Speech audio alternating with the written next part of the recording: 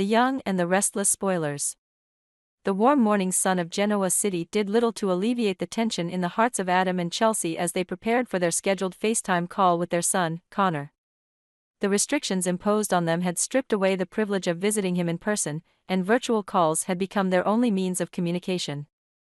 At precisely 9:13 a.m., they initiated the call, hoping to see a glimpse of their son's face and provide some much-needed encouragement.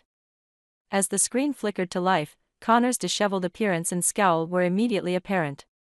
It was clear he was not in the mood for a conversation. "Connor, sweetheart, how are you?" Chelsea asked, her voice tinged with concern. "Fine," Connor replied curtly, barely glancing at the screen.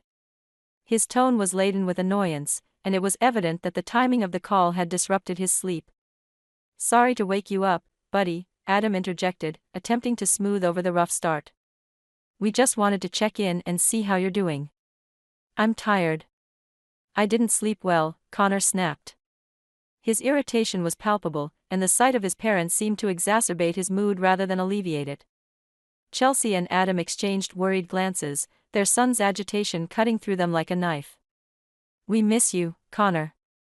We're here to support you," Chelsea said softly, trying to bridge the emotional chasm. But Connor was having none of it. "Can we end this?" "I don't want to talk right now," he demanded, his eyes flashing with a mix of anger and sadness. Adam's heart ached at his son's plea. "Connor, wait. We need to talk about this," he urged, but the call ended abruptly as Connor terminated the connection.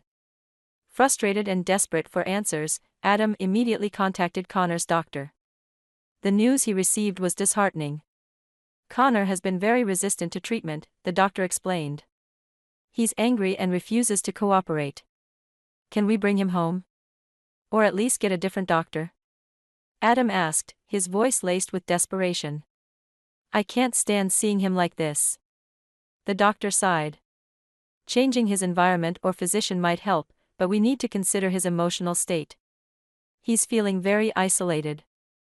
Adam hung up the phone, feeling the weight of helplessness bearing down on him. He knew the root of Connor's turmoil went deeper than his current living situation. His son felt abandoned, caught in the middle of the fractured relationships of his parents. Both Adam and Chelsea had moved on to new partners. Adam was now with Sally, while Chelsea was with Billy. Connor, feeling the sting of their new relationships, couldn't help but feel left out and alone. The once tight-knit family unit he had known was now a distant memory, replaced by a sense of abandonment and loneliness. Adam sat down, his mind racing. How could he reach his son when Connor felt so forsaken? He called Chelsea to discuss the latest developments. "Connor feels abandoned by us," he started, his voice breaking.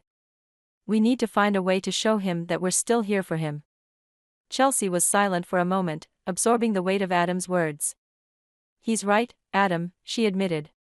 "We've been so caught up in our new lives that we haven't been there for him like we should." Adam nodded, a plan starting to form in his mind. "We need to show him that he's still our priority. Maybe we can take turns staying with him, even if it's just for a few days at a time. He needs to see that he's not alone." Chelsea agreed, and they made arrangements to visit Connor, despite the restrictions. They knew it would be difficult, but Connor's well-being was worth any challenge. The next morning, Adam and Chelsea arrived together at the facility where Connor was staying. As they walked in, they were determined to make a difference. When they saw Connor, his initial reaction was a mix of surprise and skepticism. "What are you doing here?" Connor asked, his voice guarded. "We're here for you, Connor," Adam said earnestly. "We want to be here, by your side." Chelsea stepped forward. "We know we've let you down, but we're going to make it right. We're going to be here as much as we can." Connor looked at his parents, the walls he had built around himself starting to crack. "I feel so alone," he admitted, his voice trembling. Adam reached out and placed a hand on Connor's shoulder. "You're not alone, son.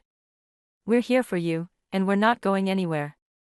As the days went by, Adam and Chelsea took turns staying with Connor, each of them spending quality time with him, rebuilding the bond that had been strained. Slowly but surely, Connor began to open up, his anger giving way to a deep-seated hurt that his parents worked tirelessly to heal.